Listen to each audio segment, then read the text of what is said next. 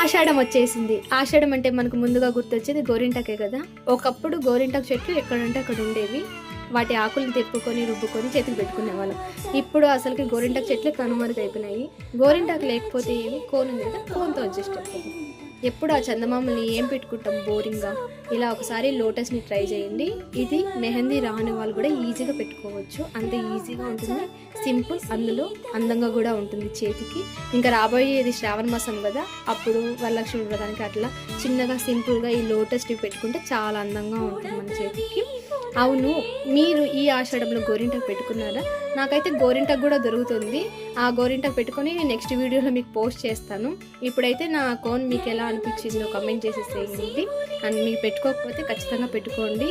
నా complete design ఎలా ఉందో చూసేసేయండి.